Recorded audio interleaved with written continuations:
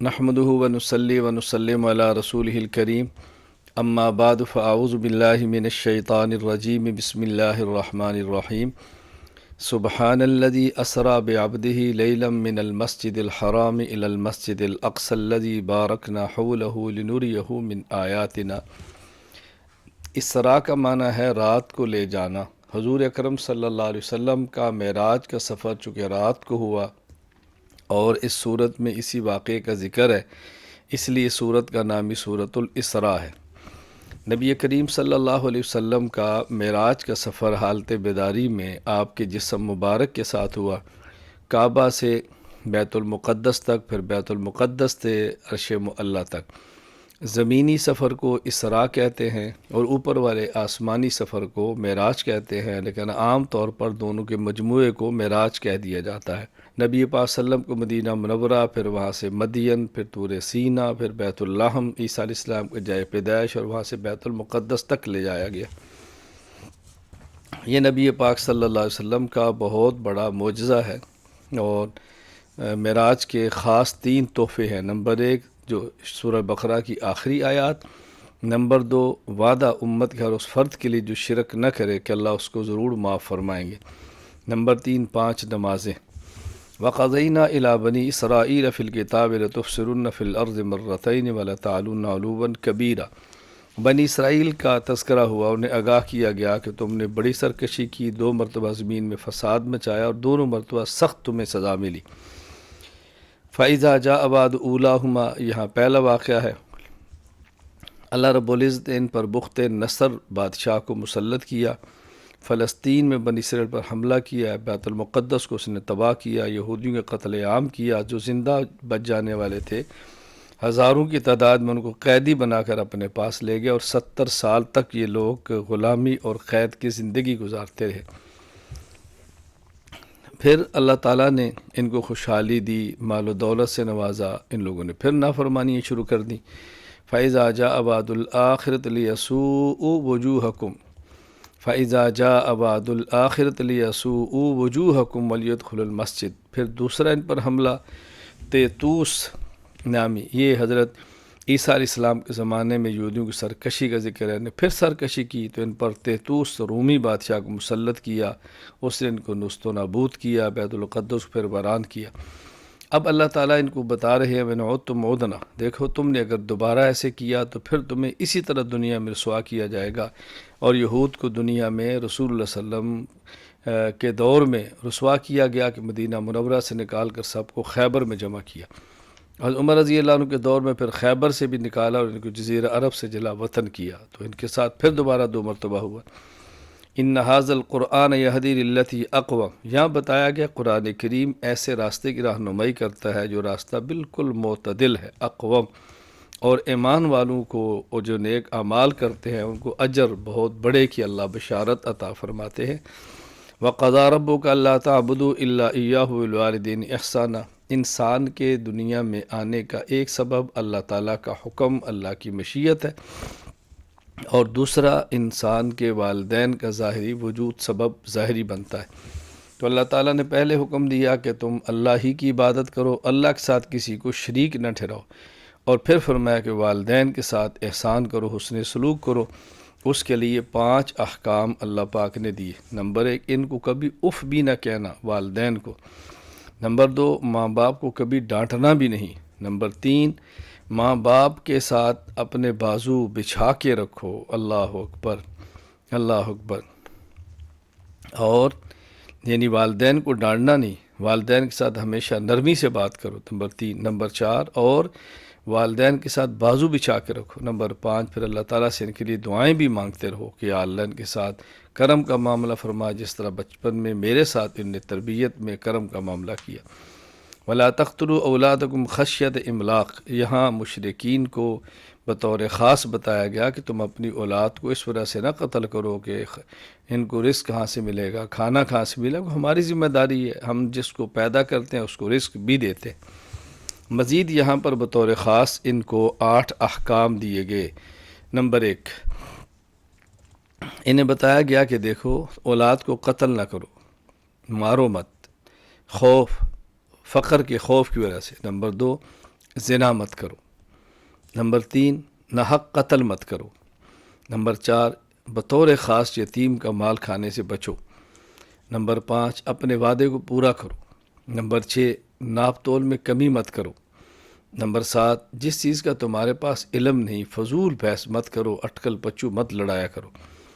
Number 8، زمین پر اکڑ کے مت چلو، تکبر نہ کرو، اللہ کو تکبر پسند نہیں کہ کوئی اس کی مخلوق پہ اکڑ کے چلے۔ وقالوا اذا كنا عظاما ورفاتا أئنا المبعوثون خلقا جديدا، مشرکین کہتے ہیں ہم مر جائیں گے، ہڈیاں ریزہ ریزہ ہو جائیں گی، ہم دنیا میں مٹی میں ہمارا وجود مل جائے، کیسے اٹھائیں گے؟ اللہ فرماتے ہیں کیا مشکل ہے، تم اس سے بھی زیادہ کوئی اور مخلوق بن جاؤ جس کو تم بہت سخت سمجھتے ہو، اللہ تعالیٰ تب بھی میدان محشر میں تمہیں جمع کر کے ضرور لائیں گے۔ وَإِذَا مَسَّكُمُ الضُّرُّ فِي الْبَحْرِ ضَلَّ مَن تَدْعُونَ إِلَّا إِيَّاهُ، مشرکین کی عادت بد کا ذکر کیا کہ جب کہیں سمندر کے سفر میں ہوتے، کشتی بور میں پھنس جاتی، اللہ کو یاد کرتے، جب اللہ ان کو نجات دیتا وہاں سے نکل جاتے، پھر اللہ کو بھول جاتے اور شرک کے اندر مبتلا ہو جاتے۔ فرمایا انسان کو ایسے نہیں کرنا چاہیے، غمی اور خوشی، دکھ اور سکھ میں ہمیشہ اللہ ہی کو یاد رکھیں، اللہ ہی کی عبادت کریں۔ اقیم الصلاۃ لدلوک الشمس الی غسق اللیل وقرآن الفجر، اس آیت میں اللہ رب العزت نے 5 نمازوں کا ذکر فرمایا، سورج کے زوال سے لے کر سورج کے چھپ جانے اور رات کے چھا جانے تک۔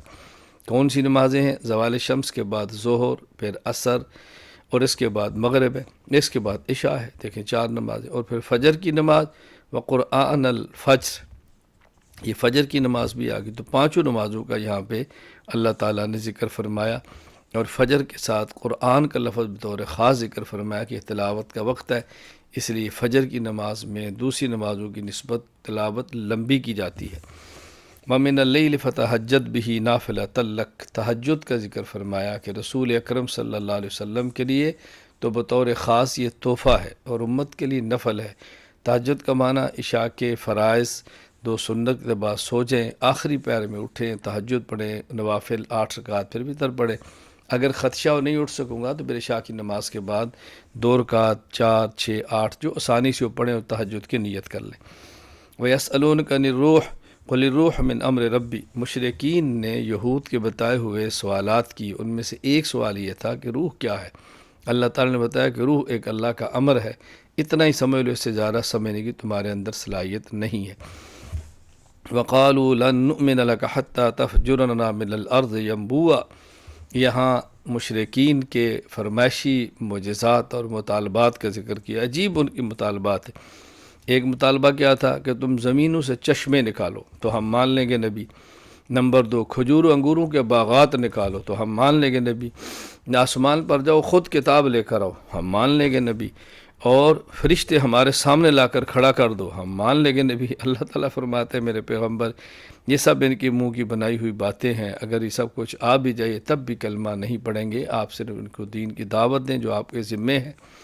وَلَقَدْ آتَيْنَا مُوسَىٰ 9 آیات بینات، اللہ تعالیٰ نے موسیٰ علیہ السلام کو 9 خاص نشانیاں عطا فرمائیں۔ یہ 9 نشانیوں سے مراد خاص معجزات اور آپ کی صفات ہیں، یا اس سے مراد احکام ہیں، دونوں چیزیں ہو سکتی ہیں۔ اگر اس سے مراد معجزات یا نشانیاں معجزات ہوں تو وہ یہ ہیں، نمبر 1، عصا، آپ کو اللہ نے لاٹھی دی، جب پھینکی تو سانپ بن گئی، اور پھینکا تو دریا میں راستے بن گئے، پھینکا تو چشمے جاری ہو گئے۔ نمبر 2، ید بیضا، اپنے مبارک ہاتھ کو بغل کے نیچے یا باہر نکالا تو چمکتا ہوا ہاتھ تھا۔ آپ کی زبان میں بچپن میں لکلت تھی، اللہ نے کرم فرمایا ٹھیک ہو گئی۔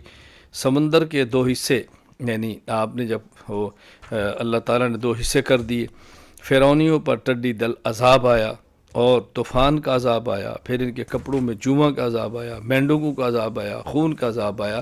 یہ 9 معجزات تھے موسیٰ علیہ السلام کی طرف سے۔ اگر اس سے مراد احکام خدا بندی ہے، وہ 9 احکام یہ تھے، نمبر 1، شرک نہ کرے، نمبر 2، چوری نہ کریں، نمبر 3، زنا نہ کرے، نمبر 4، ناحق قتل نہ کرے، نمبر 5، کسی بے گناہ پر جھوٹا الزام لگا کے اسے قتل یا سزا کے لیے پیش نہ کرے، نمبر 6، جادو نہ کریں، نمبر 7، سود نہ کھائیں، نمبر 8، پاک دامن عورتوں پر بہتان نہ لگائیں، نمبر 9، میدان جہاد سے پیٹھ پھیر کر نہ دوڑیں۔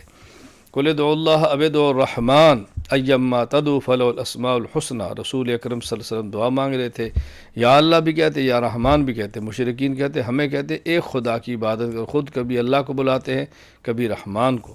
تو اللہ تعالیٰ نے بتایا کہ دیکھو یہ تو سب اللہ کے اسماء حسنیٰ ہیں، رحمان، رحیم، مالک، جبار، قہار، متکبر، یہ تو اسماء حسنیٰ ہیں، اللہ تو ایک ہی ہے۔ تو اللہ کو چاہیں تو اللہ سے کہہ کر پکاریں، چاہے تو اسماء حسنیٰ میں سے کسی اور نام سے پکاریں، خدا ایک ہی ہے۔ ولا تجہر بصلاتک ولا تخافت بها وابتغ بین ذلک سبیلا، رسول اکرم صلی اللہ علیہ وسلم نماز میں قرآن کریم کی تلاوت بلند آواز سے فرماتے، مشرکین مکہ مذاق اڑاتے۔ حکم دیا گیا کہ آپ درمیانی تلاوت کرنا، بہت اونچی نہ بہت آہستہ، درمیانی۔ اللہ تعالیٰ کو ہر معاملے میں اعتدال ہی پسند ہے۔ وقل الحمد للہ الذی لم يتخذ ولدا ولم یکن له شریک فی الملک ولم یکن له ولی من الذل وکبرہ تکبیرا۔ یہود و نصارہ مشرکین کی تردید کر دی، کوئی عزیر کو اللہ کا بیٹا کہتا ہے، کوئی عیسیٰ علیہ السلام کو اللہ کا بیٹا کہتا ہے، ملائکہ فرشتوں کو خدا کی بیٹیاں کہتا ہے۔ کہا اللہ کا کوئی بیٹا نہیں، اللہ کا کوئی باپ نہیں، اللہ پاک کا کوئی مددگار نہیں، اللہ کو اس کی ضرورت بھی نہیں ہے۔ سورۃ الکاف، کاف کہتے ہیں غار کو، کیونکہ اس میں ان اولیاء کا تذکرہ ہے جو 309 سال تک غار کے اندر سوئے رہے، اس لیے سورت کا نام ہی سورۃ الکاف ہے۔ مشرکین نے یہود کے سمجھانے پر رسول اکرم صلی اللہ علیہ وسلم سے 3 سوالات کیے۔ نمبر 1، روح کیا ہے؟ اس کا تذکرہ بھی بنی اسرائیل میں ہوا۔ اصحاب کاف کون تھے؟ ابھی اس کا تذکرہ ہے۔ اور ذوالقرنین کا قصہ کیا ہے؟ وہ کون شخص تھا جس نے مشرق اور مغرب تک کا سفر کیا؟ اس کا ذکر بھی سورۃ الکاف کے اندر آئے گا۔ نبی کریم صلی اللہ علیہ وسلم جب سوال کیا تو آپ نے فرمایا کل بتاؤں گا۔ وہ کل آئے، وہی نہیں آئی، فرمایا کل بتاؤں گا۔ پھر آئے، وہی نہیں آئی، تو نے کہا کل بتاؤں گا۔ یوں تقریباً 15 روز گزر گئے، آپ پر وہی نہیں آئی۔ مشرکین نے مذاق اڑانا شروع کیا کہ جبریل آنا بند ہو گیا ہے، وہی کا راستہ اب ختم ہو گیا ہے، اللہ نے اس کو چھوڑ دیا۔ اللہ نے فرمایا ولا تقولن لشیء، ہے میرے پیغمبر آپ یوں نہ کہا کرو، ولا تقولن لشیء انی فاعل ذلک غدا الا ان یشاء اللہ، آپ انشاءاللہ کہا کرو۔ رسول اکرم صلی اللہ علیہ وسلم انشاءاللہ کہنا بھول گئے، تو حکم ہوا کہ انشاءاللہ کہا کرو۔ اصحاب کاف ایک ظالم مشرک بادشاہ تھا، دقیانوس، اس کے زمانے میں نوجوان توحید کے قائل تھے۔ بادشاہ نے پریشان کرتا، طلب کیا کہ ان کو پکڑ کے لایا جائے۔ غار کے اندر چھپ گئے، 309 سال تک غار کے اندر سوئے رہے۔ اللہ نے عجیب نظام بنایا ان کے لیے۔ پھر ان کی آنکھ کھلی تو ایک کو بھیجا کہ جاؤ تم کھانا لے کر آؤ۔ جب یہ کھانا لینے کے لیے دکان پر پہنچے تو ان کے پاس جو سکے تھے بہت پرانے تھے۔ دکاندار نے کہا یہ کون سے ہیں؟ تو پھر ہکا بکا رہا کہ یہ کیا ہوا۔ خیر جب تحقیق کی پتہ چلا کہ یہ سکے تو بہت پرانے ہیں، اور یہ CID کے لوگوں کو بتایا۔ پھر بادشاہ تک خبر پہنچی۔ اس وقت جو بادشاہ تھا مسلمان تھا، اس نے بہت اعزاز اور ان کا اکرام کیا، اور پھر یہ دوبارہ وہیں غار میں جا کر چلے گئے، سو گئے، وہیں ان کی موت آئی، اور ان کی یاد کے طور پر وہاں مسجد کو تعمیر کر دیا گیا۔ یہاں اللہ پاک نے اس کا ذکر فرمایا حسبت ان اصحاب الکہف والرقیم کانوا من آیاتنا عجبا، یہ اللہ کی بہت عجیب نشانی تھی۔ اصحاب الکہف بھی کہتے ہیں کہ غار کے اندر رہے، وہیں سوئے، وہیں ان کی موت آئی۔ اصحاب الرقیم بھی کہتے ہیں کہ ان کے موت ہونے کے بعد اوپر تختی لکھ کے لگا دی کہ فلاں فلاں شخص اس کے اندر سویا ہے، پھر ان کی موت ہوئی ہے۔ رقیم کہتے ہیں تختی کو، اس لیے ان کو اصحاب الرقیم بھی کہتے ہیں۔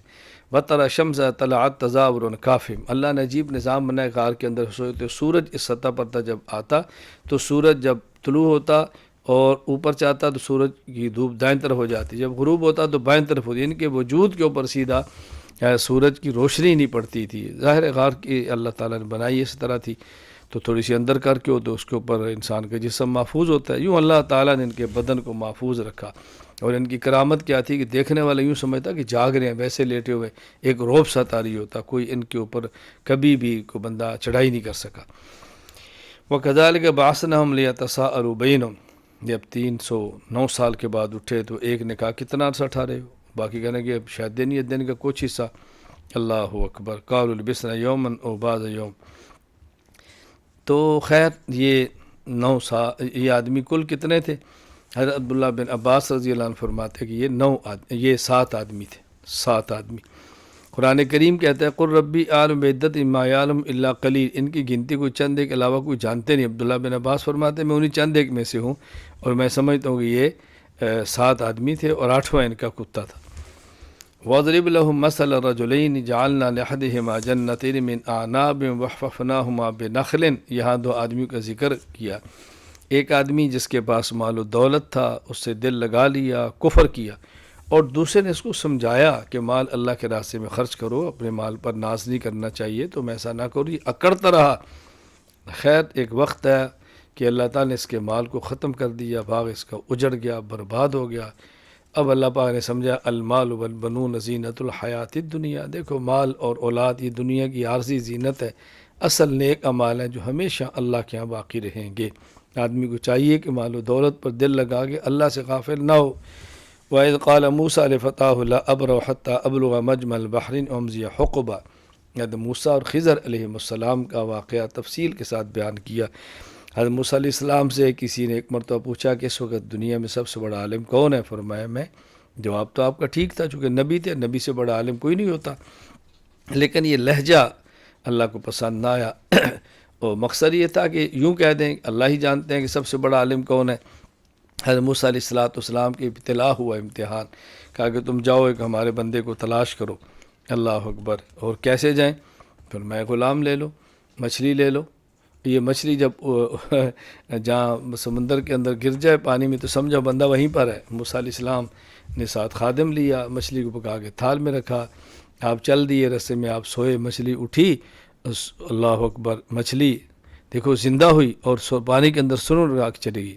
خیال نہیں رہا، جب آگے کی بھوک لگی تو اپنے خادم سے کہا کھانا، اس نے مچھلی کہا جی وہ تو میں آپ کو بتانا ہی بھول گیا، وہ تو فلاں جگہ پر سمندر میں چلی گئی، دریا میں۔ پھر میں واپس چلو، وہاں گئے تو وہاں ایک شخص اللہ کا بندہ موجود تھا، خضر علیہ السلام۔ موسیٰ علیہ السلام نے فرمایا کہ میں تمہارے ساتھ جانا چاہتا ہوں۔ اس نے کہا موسیٰ اگر میرے ساتھ چلو پھر مجھے پوچھنا نہیں میں فلاں کام کیوں کرتا ہوں۔